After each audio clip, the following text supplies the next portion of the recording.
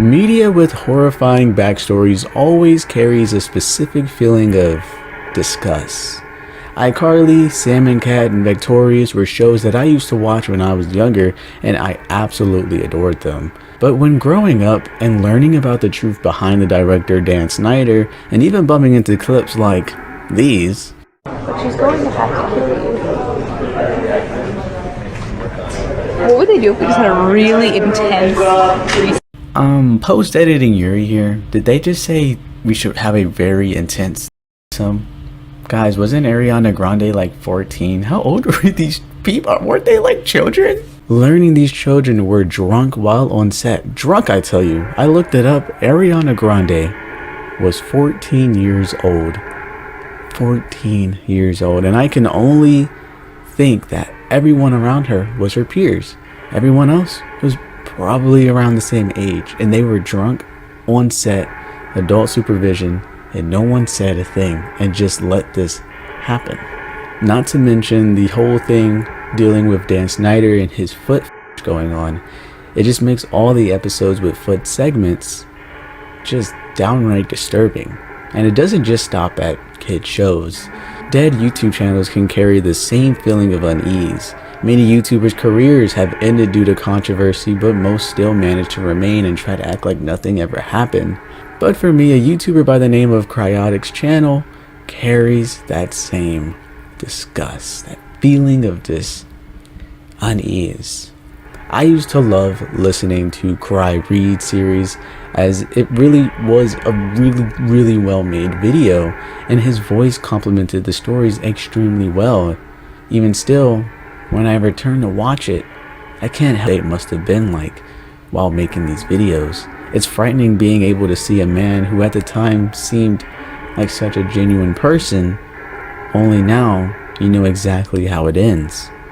That I used to listen to all the time, later coming out with news of being a creep or just doing the worst things known to man, and with every word they mutter, with every lyrics that come out of their mouth, is now tainted because you know the person they actually are. And what used to give you joy now gives you an empty feeling, reminding you that this person who you used to bring you joy is nothing more than a disappointment. However, for today, we'll be taking a look at video games and how that can bring you just the same feeling of unease, disgust, and disappointment.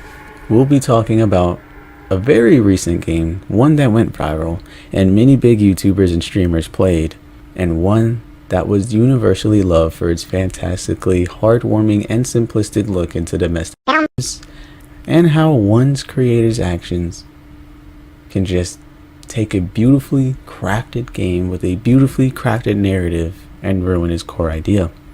Let's talk about bad parenting.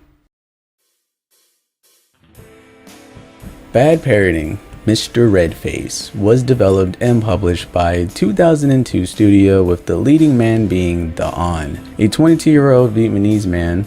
Now, I'm not sure if it was a team that worked on this or if it was just one person, but on his EGO it states, "This is my first horror game," so he really could just be a one-man army. But like I said in the intro, the game got incredibly popular and it was pretty much inevitable that Bad Parenting 2 would be underway. But it all changed when the Fire Nation attacked. But no, on a serious note, before getting into all that drama surrounding the creator and all the behind the scenes junk, I do want to first speak on the game as a whole, because personally I believe that you should separate the art from the artist. Obviously there's a fine line there, because obviously if you start watching and playing and purchasing the games, you are indirectly supporting this person with bad tendencies on his end. And so yeah, that whole thing, but that's a whole other can of worms we're gonna get into later in the video.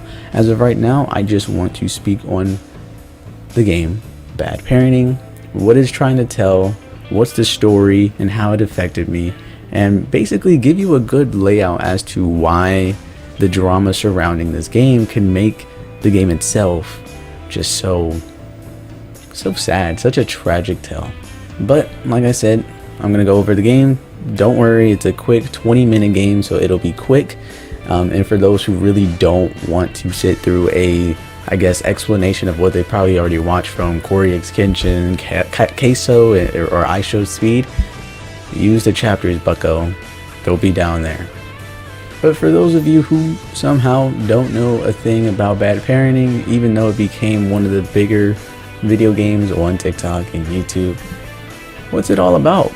What's all the fuss about? Why did it become a viral sensation? Well, let's learn about it. Mr. Redface, a fictional character created by adults to teach their children. It said that he'd often appear late at night to give gifts to well-behaved kids.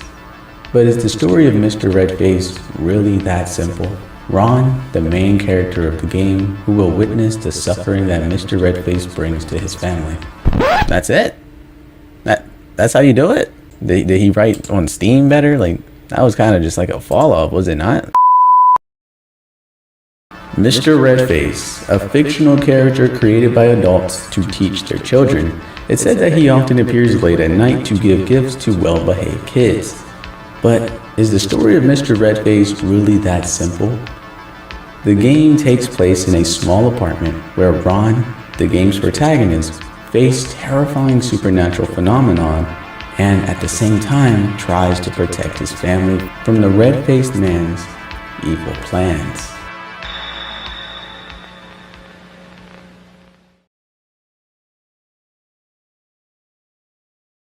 Bad parenting begins with the door. Enters the mom. The son scolds the mom that she's late once again, then reminds her that it's his fucking birthday today. The mother was busy with work and had completely forgot about her own son's birthday, and on the fly comes up with a lie, saying that the creature named Mr. Redface comes and gives children birthday gifts when they are asleep. This unfortunately works, and the son eagerly wants to go to bed right away. However, before he could do so, the father appears behind the child and accuses his mother for being out late for no good reason. Of course, she was only out due to her work shift ending later than usual, but he's not buying it. He turns to the son and tells us to go back to his room, and I quote, "A little shouldn't be eavesdropping on adult conversation." The son then walks to his room and goes to bed. As he sleeps, he's given a much awaited gift. The Mr. Redface pays him a visit, and next morning he receives a present with a doll that looks eerily similar to him. And when picking it up, the doll speaks. He introduces his name as Ron, and that's when we learn that our main character, the child we play, is also named Ron. But this was all purposeful, as his master made Ron just for him. Though Ron notices his neck is a bit loose, and the doll quickly brushes over it, thinking that this is just a small flaw compared to the other dolls he created.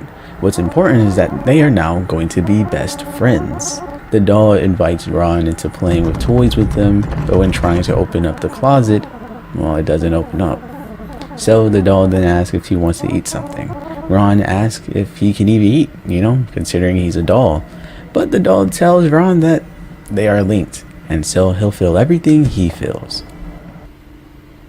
But, brother, your neck, does it go both ways? Is it a two-way street, or is it one way? I don't want to wake up in the morning like,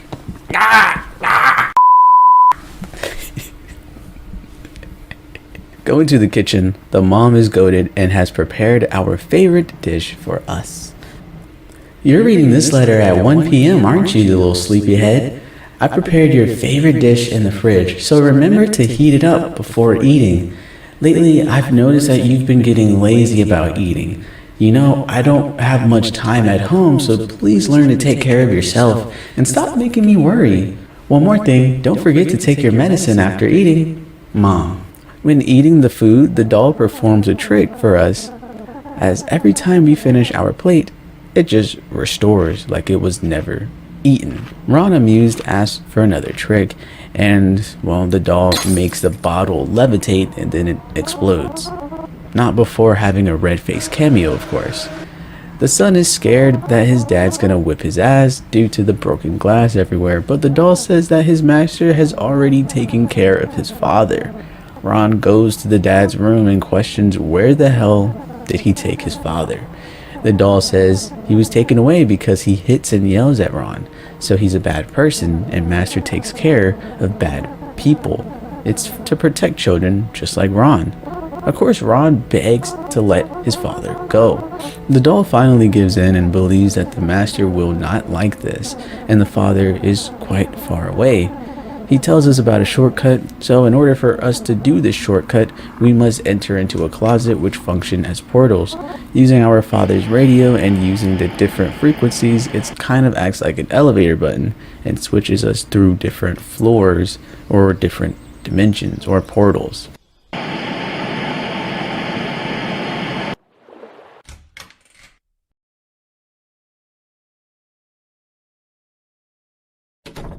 So are we just not going to explain what that was, or okay. Anywho, we make it to the right floor, and when entering we see a cat with papers upon papers stacked up like brick by brick. We ask, where is our father? Telling the cat his name is Bruce and that sometime he hits and slaps us. The cat points us to a room right behind us. When going in that room, we meet other children who are in search of their parents as well. They invite us to stay, but unfortunately, we are in a bit of a hurry and rush past them. We do end up finding our dad, but our man is quite literally tweaking the out, just muttering, "Stop punishing me." We then get grabbed, and when we come to, our mother is looking down on us angrily as we sit in her closet. We tell her that Mr. Redface has taken Dad away, and she pretty much disregards it, saying that that's a good thing. When Ron tells her he's not joking, she hits us with a reveal and asks if we've taken our meds today. When we stop taking our medicine, we always hallucinate a damn doll that looks just like us.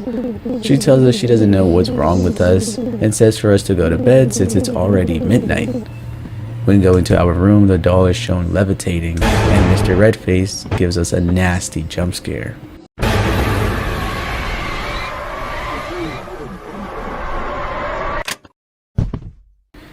When waking up, the mother asks if we are alright. She tells us that she'll take off of work and take care of us tomorrow. She even promises us. However, when waking up the next day, she is nowhere to be found. She had broken her promise. Walking around the house, Ron would come to find his doll beaten and bruised. Apparently, Master did not like what happened yesterday and beat the shit out of the doll. And can I just stop the video here and guess the ending, because I think I'm getting a pretty good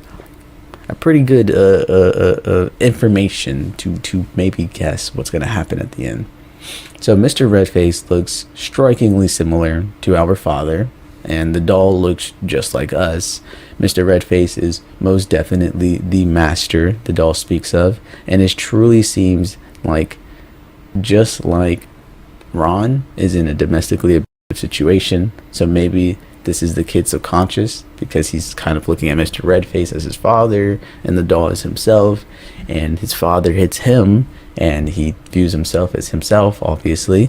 And so maybe this is just his subconscious trying its best to understand just what's going through his head and how this situation could be wrong. Anyways, back to the game. The doll says that Mr. Redface has taken Ron's mother and will come back to get him, and tells us to just make a run for it. But Ron refuses, saying he needs to go save his mom and dad, and that he even found a spell capable of defeating Mr. Redface and his dad's prison. The doll then instructs us to throw a spell where it seems our mother is weeping, but when throwing it in there, what looks like Mr. Redface comes to collect his mother, I guess, but dies from the spell, obviously. Due to the master dying, the powers that kept the doll alive are now fading, which means he will die as well. He tells us we should head outside and see our parents. But when getting there, it seems that the conversation from the very beginning hasn't skipped a beat, and that the father accuses his wife of having an affair, then slaps her. She doesn't back down, however, saying that he's a good-for-nothing father who stays at home and leeches off of her. So what she does is her fucking business. So as long as she continues to support her child, and he can't say anything. but he then slaps her again. She tells him they're getting a divorce and she'll be taking the kid. He retreats to the kitchen and begins to drink heavily, becoming red in the face from the alcohol. Mr. Redface. He walks to our room and picks us up by the neck and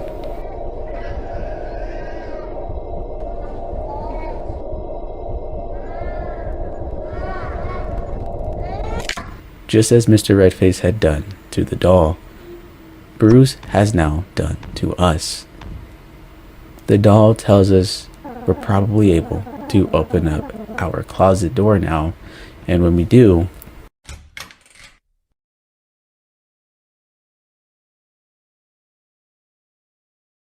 it's our dead body. The doll goes on to explain that Ron has always known, but chooses to forget and make up stories about he and his father to make himself feel better. However, the doll is the knowing part of Ron and has tried to make Ron face the truth many times. But like clockwork, Ron resets back to the night when his father murdered him. Ron asks how long has it been since the murder, and the doll tells us it's been 14 days. 14 days. The father is on the run, and as of right now, he's staying in a cheap motel. He's haunted by the image of what he's done to his own dear son, and his mother, she found her son dead in the closet when coming home.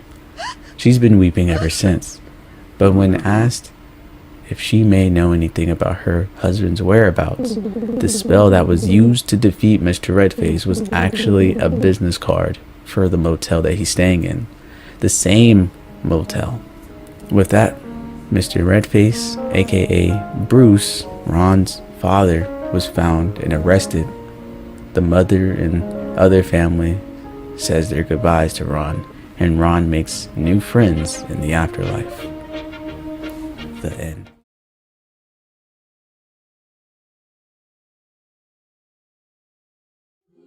Bad Parenting is a good game. Let me just start off by saying that.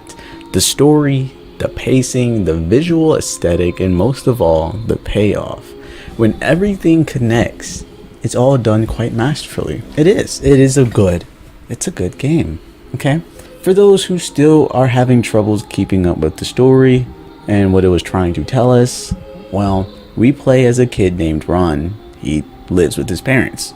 The mom is loving, though she's quite neglectful due to always coming back home late from work and has a history of breaking promises with Ron, while the dad, Bruce is his name, is a good-for-nothing drunk bastard. He's abusive towards his wife, as we've seen, and he is abusive towards his child, as we are told.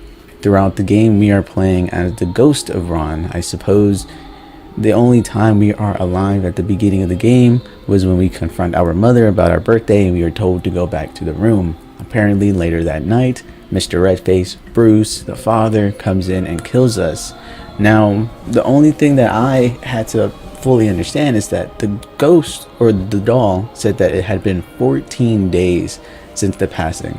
So I was trying to understand if the mother was weeping for 14 days straight, if the father was on the run for 14 days straight, but I think it was just 14 days of looping. I think Ron was literally in limbo, and every time he would get to that truth, he would just revert right back to the day he died. And I don't think it was actually 14 days. I think this all probably took maybe the span of 2 days. I mean, it seemed like the father was still very much affected by it, and the motel business card still being around just seems like everything was very recent, right? The mom crying and stuff like that. The investigator saying, like, are you sure you don't know your husband's whereabouts? It just seems very like the next day, like, yo, my husband just killed my son. I don't know where the hell he went. He would come in his room in a blind rage, red in the face, and attack his son due to the mother's threats of divorce, and he kills Ron. Ron is in this limbo state, has fooled himself that his father was a good man, or at least he was a victim of the Mr. Redface creature, He may get angry and hit him sometimes, but he is no monster. Thus he painted this reality of his father being the victim of Mr. Redface and tasked himself with saving him from his prison. His prison being the motel. It's really, really well done, because the same way Ron found his father shivering in his prison, you realize he's in that same exact position when he's in the motel. And it's funny that the spell that he got from his prison, from the motel, was a business card. It's just very well done. Like I'm gonna keep saying, it's very well done. Things just keep adding up and connecting the dots, and it's really cool. This was all to shield Ron from the truth. The truth is, Bruce was Mr. Redface, always heavily drinking, making his face beat red, barging into his room just like the doll, snapping his neck and forcing him in the closet, running off and skipping town. However, he's forever haunted by his actions, until inevitably he is found and arrested for his crimes. Only then does Ron get to peacefully move on to the afterlife. What I love most about Bad Parenting is I think its use of double meanings, for lack of better words. When looking back at the game and what's shown before its reveal, it's quite clear most of the fates of the character in the game before even getting the satisfying answer at the end of the game. Small details such as the doll destroying the glass bottle and Mr. Redface appearing for but a moment makes me believe that this was Ron's subconscious shining through, likely something he's seen or heard.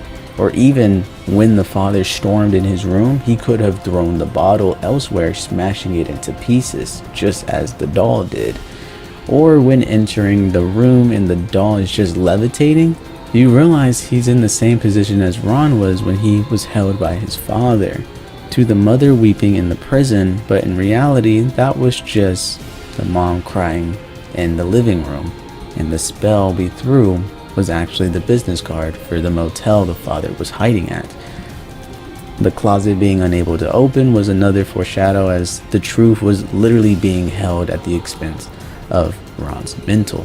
Looking back at it, the game has just so much packed into what was a 20 to 30 minute gameplay. It's really insane just how well they did that.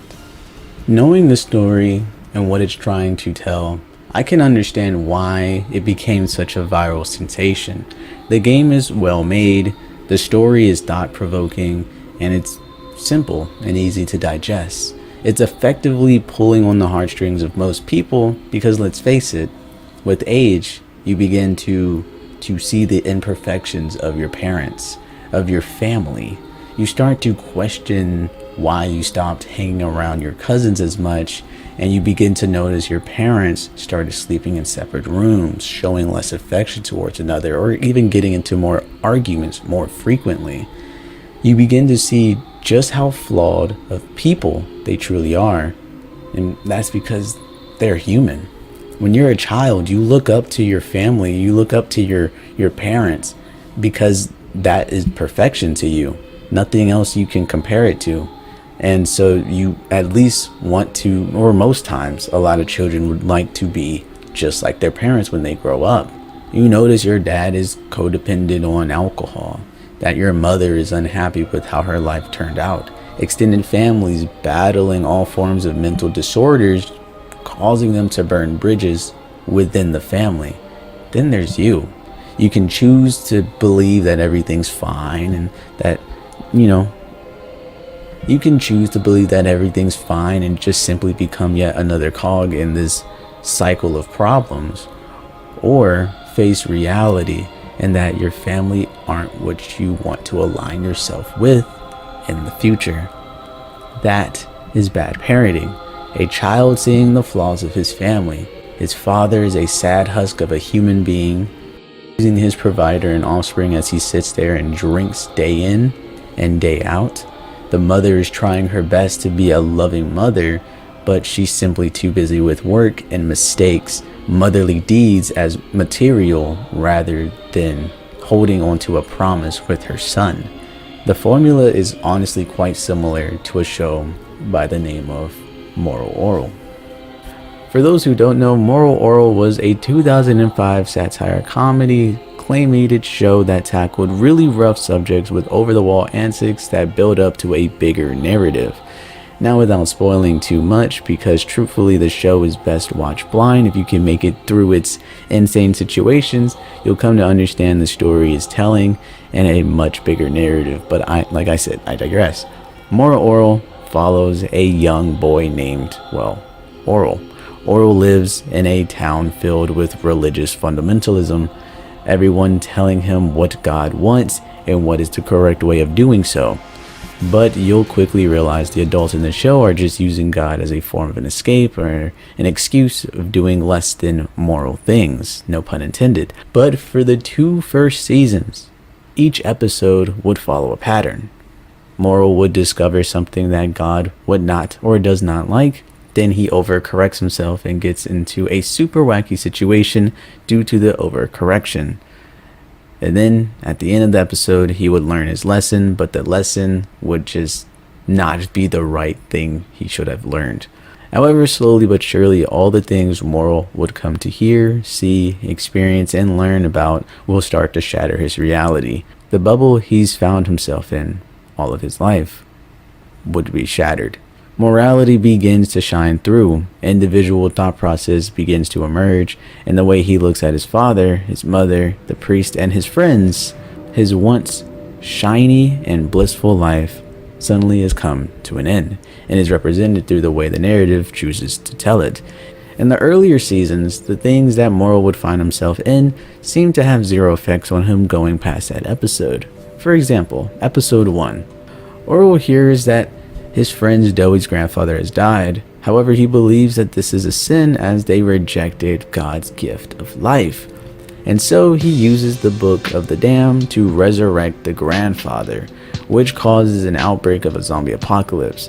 Instead of being angry about the fact that zombies are walking around, they instead scold Orel for encouraging these zombies to be walking around naked.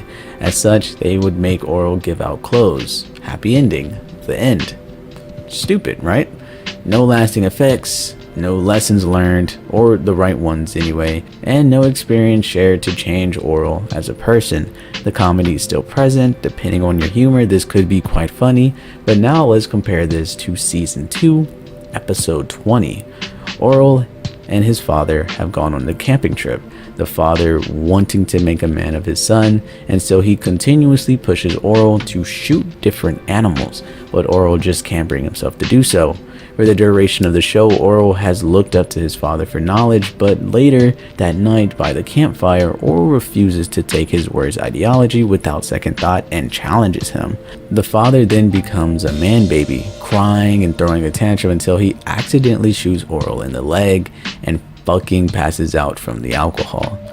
As he lays there, a bear would attack, and having to choose to shoot the bear or die, Orel gets rid of his last bit of innocence and shoots the bear and lays there all night waiting for his father to awake.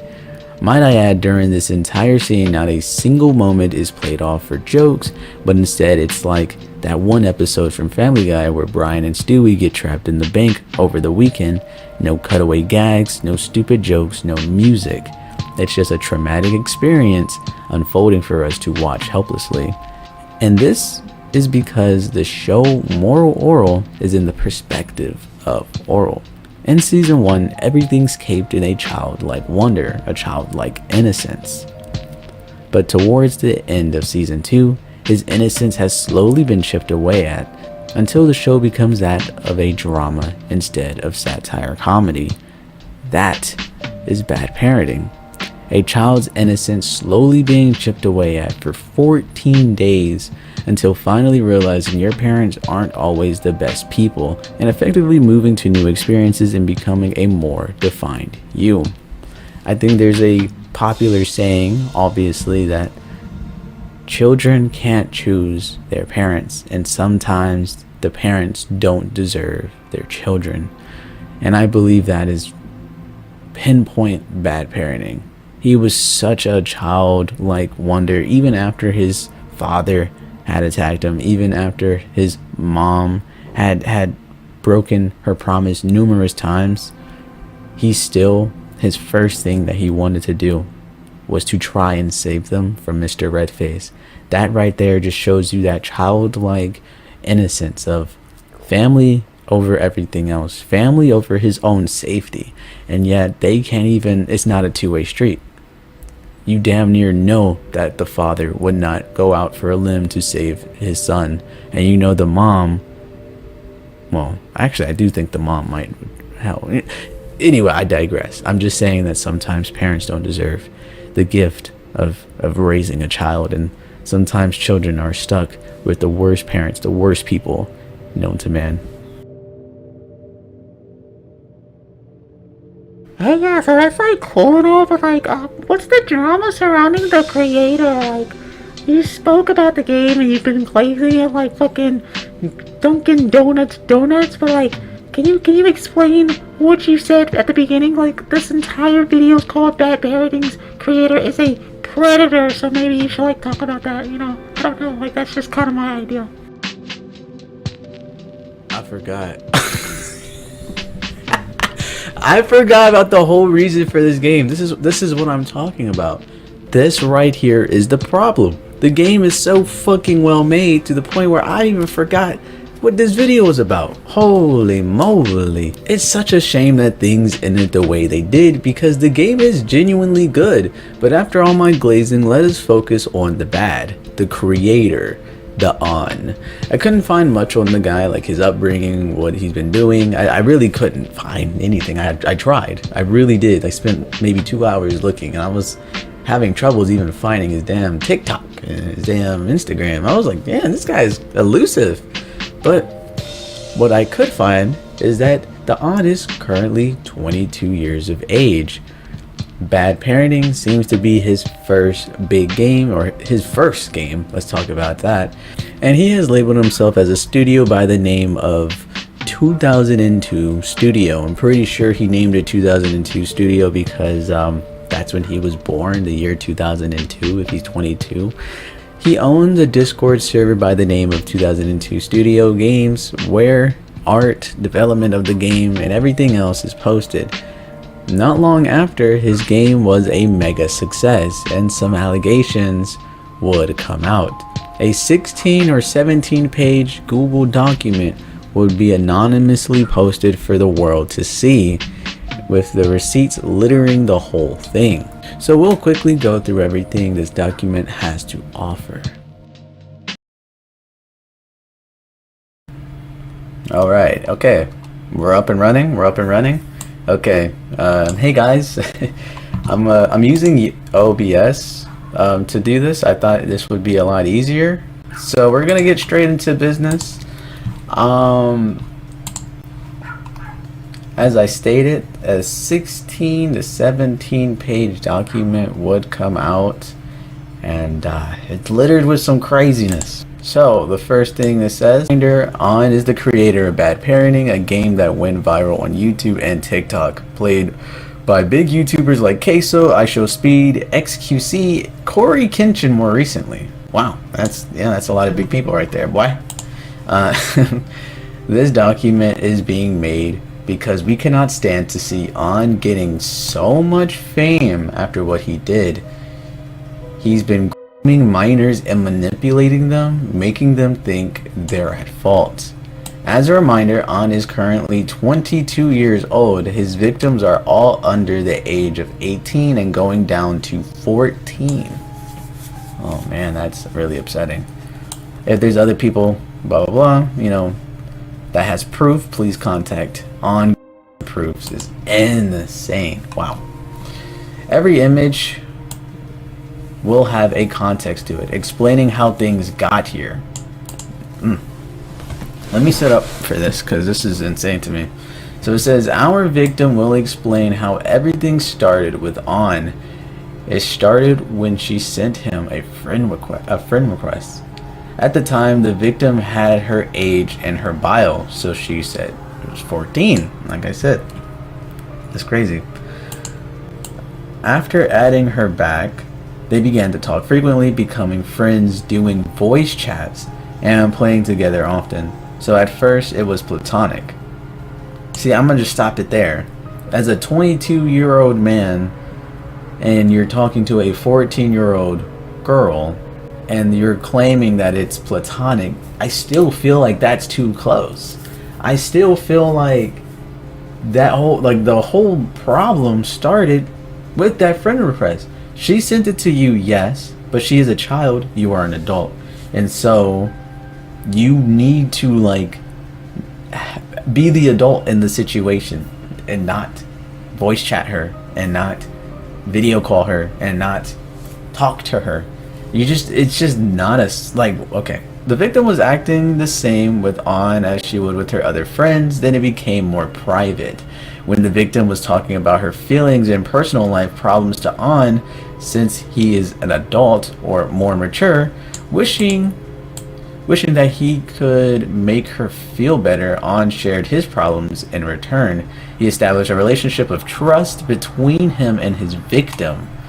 The more they talked, the more they became closer. The victim's feelings were confused. They started dating. The victim thought it was okay because she'd never been in a relationship before. They started talking about more intimate stuff like kissing, etc., saying how much they loved each other, On knowing that his girlfriend was 14. Yeah, wow. There's a reason why you need to be of legal age, because children don't know much, bro. Like, I know when I was a child and I heard that shit, I was like, bro, but I do know. No, I didn't. I thought I knew, but I didn't. This whole thing right here, craziness. He knew that she was 14. This is what you call, first of all. Like, that's exactly what you call. You waited for this girl. Oh, Lord. Okay. He says, now here's the proof for the relationship. Actually, no, I'm going to go back to what I was saying. So I've been watching videos and going up to date with this. A big part or a big counter argument that we're going to hear moving forward is that On defense was saying that they wouldn't do anything physical or intimate until she was 18. Like, brother, that's I hope you realize that. That's okay. So that's not good. So here's the proof. Let's see what the proof says for us here. It says this is the On. He's not a chill guy, guys. He's not a chill guy. Wow. Same name. Same name as your girlfriend. Yes. You have the same name as my boyfriend too. That's crazy. I love my girlfriend so much. I just want to bite her cheeks, or her cute cheeks right now. He's talking about a 14-year-old girl. I love my boyfriend. I just want to hug him all day. So that's, I'm guessing that's the Jane Doe right here. This is the girl. I bet he wants the same thing. I hope so. You would be his sofa. What? Huh? Okay, so that's not good. In this image, we can see how he referred to his victim as his girlfriend. Knowing how old she was, everything was normal for her here, explaining she felt safe. But come on, guys, we know that is like a common thing for like younger people that are dating or in a situationship. I'm not even gonna say dating. In a situationship with a person that is an adult, they always feel safe. They always have this trust, and it's because it's manipulative. The older person knows much more of what they're doing is wrong, and yet they're still doing it. And so, of course, she feels safe because this was her first relationship. She's never gone through anything like this before. It's all news to her. It's supposed to be her learning from an adult, but instead he'd taken her vulnerability of her having problems. He shared himself some vulnerabilities and treated her as he would an adult. But you shouldn't have even indulged in it. You should have seen her age, her bio. Like, if it was in her bio, you should have seen that shit, and you should have immediately just said no.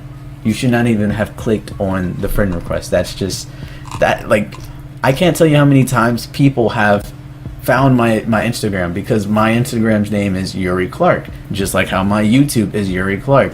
I will see it in my privates. And actually it used to be a public account, but I realized oh, this is not good. And so I private it, and now I can see people who are, you know, following me and like leaving me messages and stuff like that. And like, I'm not gonna toot my own horn here, but yeah, people will say I'm attractive and that they're interested in me and stuff like that.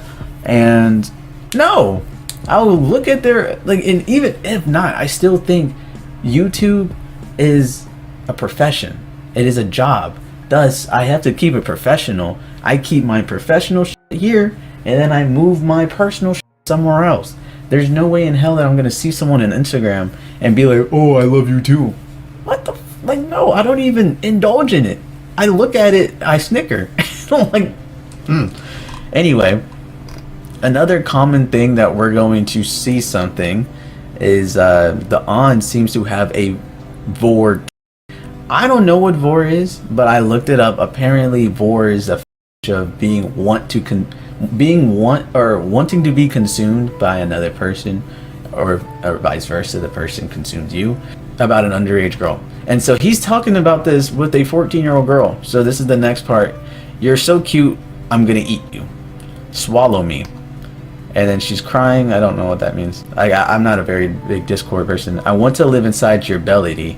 Belly? I want to live inside your belly. And she's like, what? And then he blushes, and then she smiles. Do we need an explanation for this? No, he has a vork. That's actually explicit conversation right there, brother. The on says, I'll lay your ears on your belly and try to hear them. I want to live inside your belly, especially my arms and belly. Mwah to that belly. Mwah on your big belly. Oh my god, bro. Oh, hell no, man. What the fuck, man? Get your ass on, boy. Whoa. Okay, let's read it. In this image, we can see that the on is getting mad over something really dumb, showing us the psychological hold he has on her at the time, making her feel bad about literally not joining a Roblox server. Psychological hold is often used in cases of grooming, making it harder for the victim to understand they didn't do anything bad. The groomer is just emotionally childish, putting pressure on the victim for the same, putting pressure on the victim for them to stay. And so let's read this. It wasn't the problem if you could tell me if you can't join back next time, so I don't have to wait like a stupid. He is Vietnamese, so maybe it's not his first language. Maybe he was also very angry. She says, I'm sorry. And if you can't join at the first time, just say it. I didn't mean to make you angry. Oh, this is sad. Oh, fuck. You kept saying you would join, but then you left me there. Please, I'm sorry. And Roblox, I thought it was just your connection. But now Sky too? I love you when you're being shy. Yes, I assume a 14-year-old girl gets shy when a 22-year-old man grooms her. She says, I fucking love you. He says, I love you more. I love my girlfriend. I love spending time with my girlfriend. You love what? I love... he blinked that out. So he probably said the name. I love blank. I'm just gonna call you Jane Doe. I love you, Jane Doe. I love you, baby. I don't know. I just love when you are being silly and cute. I love it when you're being shy. No, this shit is insane. I'm gonna just keep going because honestly, the person who made this doc is doing a much better explanation than I could ever do. Still proof of their relationship, doing calls and whatnot. So this one says, I loved it when you were being shy in the call. You were so cute. She says, that's like, I guess she just spammed the fucking thingy. She said, I feel so cringe when I'm like that. Oh my god. No, I don't feel like that when you are with me. I want you to be comfortable. Oh no, don't feel like that when you're with me. I want you to be comfortable. Sorry, you're 22. She's 14, of course. So now he's actually video calling her. Here it says, kids and adults. He knows exactly what he's doing, but he keeps going. He truly does not care. So now this is even worse because obviously you could plead, oh, I didn't know I was doing anything wrong, but he knows in fact what he's doing. I think he's replying to her. She said it's 14 where I am. So I think she's just saying like she's 14, and then he said 18 would be better. She cries. She said, laughing my ass off. Crying emojis. I'm joking. I don't want to rush you.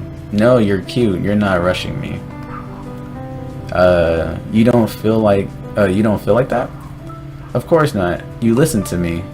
And then he says, I mean, kids and adults have different ways to love. And I might... Whoa. I'm sorry, I like proofread it before I actually read it. What is he saying, bro? I mean, kids and adults have a different way to love, and I might make you do the adult way sometimes. I forget that you're still 14 and made some mistakes. And then she says, no, don't worry, baby. Like, obviously this is a very mutual thing. But again, I say, she's fucking 14. You should not even have gone, like, this is too far now. You've her. You've manipulated her psychologically. You've done things to her that are probably going to forever make her second guess what she's feeling. Because right now, this seemed like she was truly in for it, right? But she's also a child that should be doing this with a peer, not an adult. And so the fact that you're 22 years of age and you are saying that 18 would have been better, knows, or it tells everybody that you know what you're doing is wrong and yet you're still doing it. That's the crazy part. You yourself, 22 years old. I'm 23, bruh. I'm 23. And I have trouble sometimes figuring out how old I am. I'll be looking at myself and I'll look at other girls and I'll see, like, oh, 24, 25. And I'm like, damn, that's old. But then I gotta recollect myself. I'm 23, bro. I'm an adult. You're 22. You're an adult. I've graduated college. I am living on my own, paying rent, paying bills. Motherfucker, you're an adult. This girl is not even in high school. Is she in high school? I was 16 in high school. That girl's in middle school. Oh, shit. No. 14. I'm trying to think, when I was in middle school, how old was I? Because I guess when I was in college, I graduated college when I was 22. And so that makes me 18. She said she was 14. Bro, she's a freshman in high school. You're pushing it, bro. That's fucking crazy, man. Anyway, sorry. I just had to do some mental math. We're not even done with the doc. We're on page 12 of 17. Okay, so this one, let's see what this person says. The age wasn't the biggest problem when I told you I don't want to be the boyfriend slash girlfriend too soon. Sweet dreams, my future girlfriend. My future girlfriend? He didn't say that, did he? Oh yeah, that's literally brother. That's yeah, we called and okay, so I think this is the girl. This is the girl that he was talking to. The underage girl, mind you. It says, yeah, we called and I need to mention I accidentally showed my legs for a frame and he told me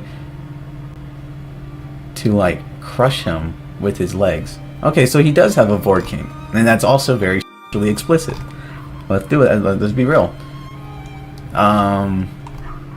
This seems like this went to private message. This doesn't even seem like this is Discord anymore. So now he says, real, this is on, is beautiful and funny too. I wish I could be like her. She sounds wonderful. Time will tell. That was on again.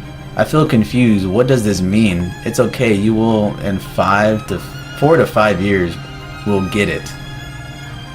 So yeah, he's waiting for her to be 18. So that's why he said 4 to 5 years. I haven't met her before, says the girl. He's like, yes, you have. She said, I have? Yes. Are you in love with her? I don't know. I don't get it. You don't have to. Trust. I don't know what that's talking about, but we're just gonna keep reading them because these are crazy. You don't have to. Trust. I hope you have fun with her. You deserve to have her. I want blank to be happy too. I care about her feelings, says on. You must really like her. And then he says, because she's nice to me than most of anyone else. Nicer than me as well, says that. What is this dog barking for? Shut up!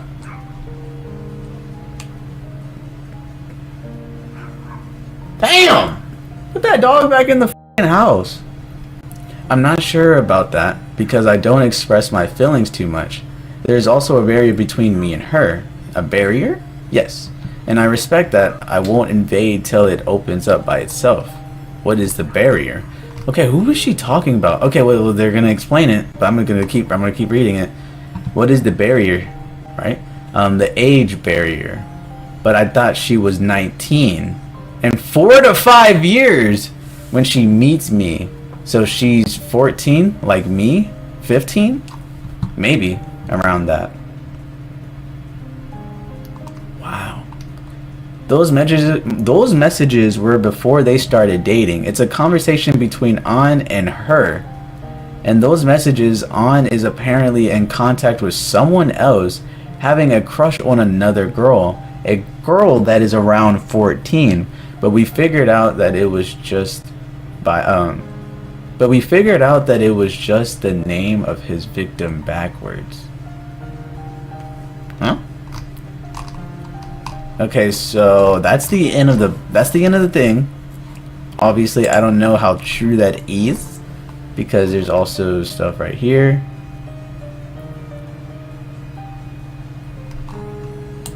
Oh wow, wait, there is different. It's different here. Okay. So the document that I just read was the actual document, but I guess now this is kind of something that has been updated. So we're gonna read this. We're gonna read this as well because holy moly. An is the famous blah blah blah and makes his own game. Lately he was caught talking with a 14-year-old girl and labeling her his girlfriend, which is a direct act of pedophilia.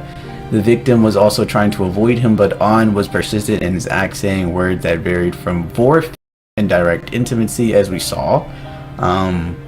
But he displayed weird reactions and behaviors after the document got out and denied the truth that he was a or a pedophile, which is what we will be talking about today. So this is his first stage, apparently denial. So he's going through the 5 stages of grief. Also, I don't know why, but that's okay. I'm just gonna do this. I can't like move around. So this is the An, and I guess this is his response into the allegations. So summary. A few months ago, I met E in my own server and was friends to each other. And we were friends to each other. We often played games and voice chats with each other, with other members. I think that's what it says. But since we had played Sky together, we got closer. So Sky, I guess, is an actual game. It's not Skype, but it's Sky. And still one time in Sky, she confessed she loved me and told me she wanted to be my girlfriend in private. I said no and told her to wait till she was 18 many times, not once. I also forbade everything sexual, even jokes. So first and foremost, lies and slanders, bro. We've read the comments. You were the one saying you want to live in her belly. That one thing. You saying you want to eat her cute or bite her cute cheeks or whatever, and saying that you want her legs to crush you when she accidentally showed her legs. Those are all sexual, explicit, and intimate things to say to a 14-year-old girl. Let's back it up. When she private messaged you and said that she loved you and wanted to be in a relationship, you telling her no, I want you to be 18, so we'll wait 4 to 5 years, is incorrect. Incorrect. Because you're acting like time just stops for you. Motherfucker, in 4 to 5 years, do you realize you're going to be 27 dating an 18-year-old girl? That still doesn't look good on you at all. Legally, sure, but still, no. The only correct thing for you to do right now is to have not replied. Should have saved yourself and just been literally... You didn't have to reply. I know you played Until Dawn. I know you played Detroit Become Human. Sometimes doing nothing's better than something. And at that point, even replying to her was dumb. Do you realize how many, and I told you this earlier, do you know how many times I'm in my comment section and someone's like, oh, my heart dropped when he said girlfriend.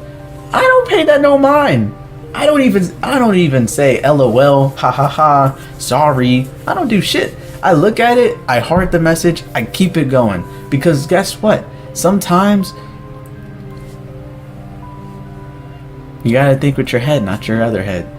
You gotta think with this one, not this other one. So off the jump, that whole line right there, f***ing stupid. I'm gonna say it. It's dumb. But obviously, the person making this says the on gave weird responses to the allegations, which are absolute lies. Yeah, which we said. But we're gonna finish reading this. I didn't want to happen. I didn't want anything to happen between me and her. But then every day I still talked to her a lot and spent hours to play games with her. I found it was not okay and told her to tone it down. But normal like everyone else, it only lasted a short time. Everything went back to the way it was because she still have that kind of affection with me. So you're stupid. I don't even want to hash that dead horse. What? You told her, like, you're now shifting the blame on the victim. Well, she kept giving me, I didn't know what to do. Block her! Block her! Block her! Mute her messages. There were a number of things you could have done. Blocked her, muted her, you could have reported her. Hell, you said it was your server. You could have booted her out, buddy. Like, what are you talking about? In our finals weeks, I let the girlfriend/boyfriend jokes happen. It's my fault. It's not right, and I don't want to make any excuses for this. I could have ended a whole relationship with her at that time. I could have blocked her, but I didn't because I still wanted to talk and play games with her. You're 22, she's 14. I'm just gonna keep saying it. You're 22, she's 14. Why are you acting as... Okay. He then later says, but at the same time, I had another plan to end all the romantic things in this relationship. I tried to talk less with her, talk more to other girls in the server, so she would think that I don't have anything with her anymore and give up. And here's the result. She got mad and finally ended it all and also exposed things between me and her. So the fact that you used the word exposed means you know that you were doing something wrong. The other factoid that you said that you like, there's so many different levels to this. It's onions. This is Shrek. You got to peel off the layers. First and foremost, if we are to read between the lines, in the other doc, they said that people that he was talking to before he even got in the relationship were people of similar age to herself. 14, 15, doesn't matter. So you just saying that you talked to other girls to try to make it seem like you weren't interested in her just basically said that you talked to other underage individuals. Now not just one, but maybe 3 or 4, or however many people you were trying to shake off. Okay? So that's first thing. Second thing, why break the girl's heart? Now, like, she's still a child. She's still very impressionist. Of course, yes, she's gonna get angry because she feels like she's been betrayed. Why go, like, you basically just said in order for you to break things off, you started cheating on her. First of all, you should never have been dating her. Second of all, you should be the adult and just have said no. And before that, you should have not even entertained this shit. You let the girlfriend and boyfriend jokes happen. Brother, you stirred the pot. You drove the boat. You made the jokes. You said, I love my girlfriend. I want to bite my girlfriend's cheeks. I want to live in her belly. Are you fucking serious, man? This is what your response is going to be. Okay. And then finally it says, if you are waiting for an apology, there won't be one because I don't have any reason to apologize to you guys. I only do that to the girl and I did it months ago. But this isn't everything. There's still many things I want to tell you guys. That's all I did to her. Many of them are my fault. So okay. So then basically, that was denial. That whole thing was lies and slanders. And this is very contradicting to this. What is wrong with telling someone you love them? And this, when you just turned 16, that means you become my girlfriend. The age wasn't the biggest problem. I told you I don't want to be your girlfriend too soon. Sweet dreams, my future girlfriend. to its finest. And let's add that he is showing no remorse. Freak level. Wait, what? On was a bit freaky with the 14-year-old girl and is now getting fired or whatever. And then yeah, he has no remorse, so he's adding memes saying freak level infinity, which is actually kind of crazy. Also denying that saying Vore content to a 14-year-old girl is not sexual. Yeah, that's what I said. Mwah to that baby. I actually hate saying that. The fact that he wrote that down makes me really upset. As I said, this is not about sex. I didn't do sex jokes to the 14-year-old girl. He did not just say that, bro. Okay, so he goes on to say, but people normalized their actions. How is waiting? Then I should have just went for it, even if she was underage. He's saying. So he said, how is waiting? Definition. Do I have to go this far? So there's a few different things. Obviously you can groom your dog, and that's like cutting down and maintaining. But look, it says the practice of preparing or training someone for a particular purpose or activity. So that's not even the we're talking about. But if we're gonna take the center of that word, he was preparing her for himself to do things to her as a boyfriend-girlfriend relationship. But brother, you're 22. She's 14 at the time. That's no bueno. And then the actual thing is the action of attempting to form a relationship with a child or a young person with the intentions of sexually assaulting them or inducing them to commit an illegal act such as selling drugs or joining a organization. I'm not saying that you did those the latter things, but I am saying that you attempted to form a relationship with a child or a young person. How is waiting a problem? Waiting's not the problem. The fact that you knew for a fact, like, it's the fact of what you were waiting for. You can wait for an underage person to go drinking with them. For sure, because you're trying, like, you have to be 21 to drink. That's waiting. You can't hit the bars up until you're 21, brother, at least in America, right? But it's the fact that you said verbatim, future girlfriend, the things you want to do to her, crush himself with your legs. 14, by the way, 14. Let's get back to the shit at hand here. Insane that you even said that. Don't forget that he told her to wait till 16. After all of that, he still did not admit a single thing he did, denying he was a and a pedophile. Summary of the denial part. On showed multiple signs here. First by saying he is not dating, but sadly he sent an indirect proof of his dating. So it says, I randomly saw a video on YouTube. It was about the predator YouTubers who hung out with minors. I feel like I'm one of those creeps too.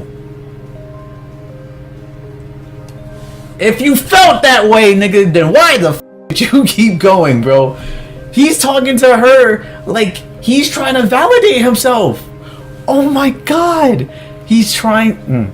She says, no, shut up. You're nowhere close to those nerds. Trust me, I'd know. But what's the difference? You're a minor too. She says those guys have sexual intentions with minors and want to meet up with them an earlier age. You don't make sexual advancements to me about meeting up in 4 years. A huge difference is that pedophiles often talk dirty to minors. You don't. You care for me and you make me feel special. And if I felt uncomfortable, I'd say it. Blah, blah, blah, blah, blah. Take all that shit, throw it away. I don't give a fuck what the 14-year-old girl said. She's 14. Of course. Look, everybody, love makes you blind. Especially when you're a kid, especially when you're younger. You look at things in an innocent light. But, god damn it, her saying all that shit, no advancements, waiting until you're of age. These are all illegal acts. And manipulating. For her to even feel like she's this trusted, why the fuck would you come to the person that you're... Why would you come to the victim and say that you feel like one of those creepos from How to Catch a Predator? First of all, that shows doubt. That means you know for a fact that you're doing something wrong, and instead of going, I don't know, like breaking things off, you go to the victim and ask for validation of, oh, am I a creep? What is the victim supposed to say? Yeah? No? Idiot? Anyway, he is also showing a one-sided apology, which, if you notice, is the prior to above. What? Oh, it's prior to the messages above. I think we should stop this kind of relationship. It's not really stable and healthy, and not right either. The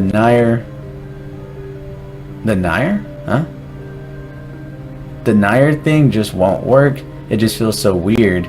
We can be normal with each other like we were a few months ago. It also makes me feel like comfortable and don't have to think too much at night. Your mindset will also change a lot when you're grown up. You will see that I was always right about this. If you still want something more than friendship between us, you can wait, and I can wait too. Man, that's fucking crazy. Like, you were almost there, brother. Like, if you did this at the very beginning, then that would have been fire. But no, you wanted to end it off with, I can wait too. No, don't encourage that behavior. It's insane. So yeah, he tried to end things off, but he's really trying to make it seem like she was pressuring him. Bro, you're the adult here.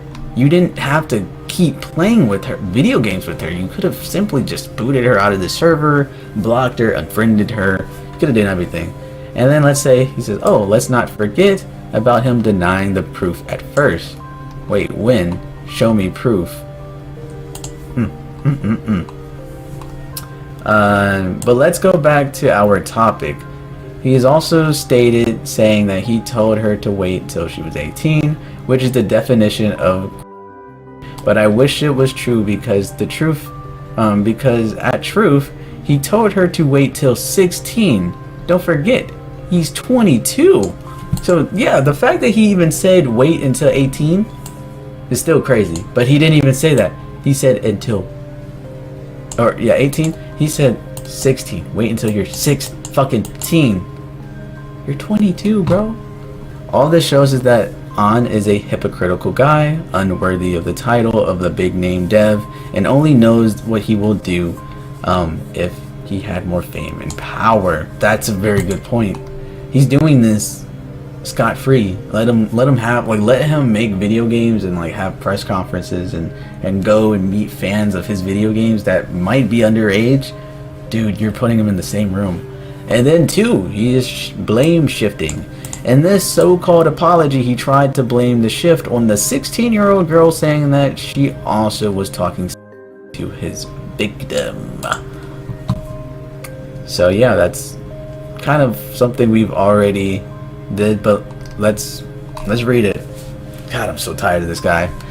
I may have an answer for this. And he's talking about Devore. Even though the things I did are only morally wrong, he just said that, I was still trying to convince her that those things weren't right and tried to make ways to make things stop. I may have failed to end it many times, but I still made it in the end. She finally realized and we stopped all the things. But Eclipse, you never told her that the things you and your friends were doing were legally wrong. Instead, you guys embarked it, normalized it, and made that 14-year-old girl think blue stuff was cool and absolutely fine to do so. What the are you guys thinking? He is. Or after the thing, you may go look at yourself in the mirror. You will keep lying to yourself that you are a good person, a true minor protector. Or will you accept the fact that you are just a piece of shit and hypocrite as a child? What the f***? You have a younger sister, right? What would you do if there were many grown men people invite her to into private chats, then tell her that they want to slash her. Would you still consider it cool? My career may turn to dust after all the things, but it doesn't matter much to me. People will still try their best to pick the words, to reshape the definition and call me a groomer either, or etc. And just a few months ago, I was completely nobody, broke, a loser, and no stable job, no friends. If it happens to me again, I'll accept it. But your future hasn't even started, and you've already done so many f***ed up things. Eclipse. The definition of grooming is building trust, relationship with minors to achieve the goal with them. I literally had a good friendship with her, and trust in her trust. I had a perfect space and everything a groomer needed to achieve that goal, but why the fuck didn't I do it? On the contrary, I told her to never trust me or anyone on the internet and forbade her to talk dirty things to me, even if that was just the craziest jokes we've done or ever done. Is she calling me a nerd? And none of my things are close to what you guys did to her. You all make her think all this stuff you guys send / tell her is fine, normal. Then you guys keep doing it to her every day. This sounds like now. Are they? Is he? Oh damn! You guys aren't even at that building trust stage or building trust state anymore. You guys are achieving it. That last one was crazy. That's just, it's a lot to unpack for sure. Wow, that's insane. That's no bueno. So his argument is saying that her friends, this is what I'm getting from this. She's saying that her friends, for whatever reason, was telling her and wanting her to do these things with on, and encouraging that these sexual advances and all these explicit talks were all totally fine, and that they normalized it for him, right? Or for her, and she was fine with it. Only to turn around and destroy his what's it called? Destroy his career, and he doesn't even really care. But all that's wrong, because like I said, if you can read through the lines, everybody in that group chat or everybody in that server seems to be around the same age, 14 to 15 years of age. Yeah, they're gonna say some stupid shit, but like, you are the adult, you are the person, you needed to do better, you needed to think a little further ahead and not even let it get to this point. Sure, what they did wasn't smart, but they're kids. They are allowed to make mistakes. You are 22. You're an adult. You need to not make the same mistakes. You should have been aware of the situation, aware that she was 14, aware saying that waiting until 16 is not applicable. You should not be shift blaming, and you should honestly be okay with whatever consequences will come to you, because this whole thing, it's bad. It's bad. And then turning around and calling the victims the groomers is just stupid. And he was just saying it's kind of just like when a person was like that whole argument of, I had the power to do it, so why didn't I do it? Brother, a normal person would have never even been in that situation to begin with. He was saying that he built that trust, he achieved that trust, he could have gotten to that groomer goal if he wanted to, but he didn't. And he asked why.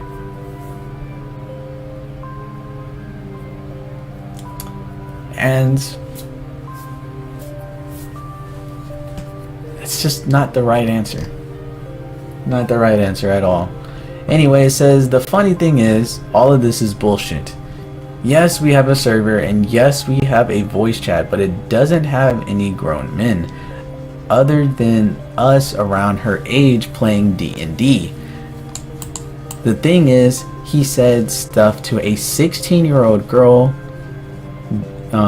while he was 22 years of age. But I think what they're trying to say is he talked to a 16-year-old girl, point and blank. That's the problem. That's the fucking problem. It's insane. Wow. That was a big. Yeah, that was big. I didn't realize it had even went to that.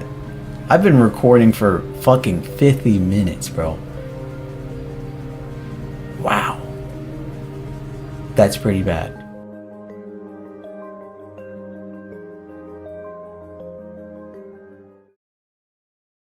Oh, I need to charge that. She needs to charge it, she says. Anyway, I'm recording this to say thank you guys for watching. Very unprofessional. It's my girlfriend. Her back hurts right now. Not because of me. Because she's an old lady. But anyway, yes. Thank you guys for watching the video. I tried, like I said, I tried to get the last 6 to 7 minutes put in the video, but I simply could not do it. Within those last minutes, the thing just reclined.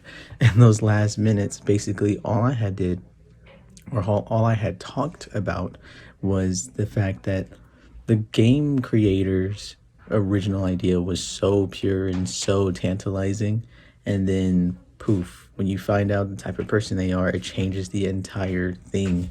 And I know this was a very different type of video coming from yours truly, but I just felt like not enough people were really talking about it, as it was just such a prevalent thing in today's society. It's more common to believe that people are up to no good when it comes to children than it is, like, it's surprising when they're like actually genuinely good people. You know, like many people, like Diddy came out last year. Just so many people. I don't even want to start naming, but you know who they are. And obviously on the YouTube spectrum, it has been absolutely insane just how many YouTubers, streamers, influencers came out that they were actually up to no good. The reason why I keep saying these words is I'm dodging around these words. I can't say them because, goodness, Mazzy knows I've sat for an entire weekend just bleeping out every single word that you can think of. But anyway, thank you guys for watching. It means a lot to me that you guys are even sticking around to the end of the video. And I'll see you guys on the next one. Thank you guys for watching, and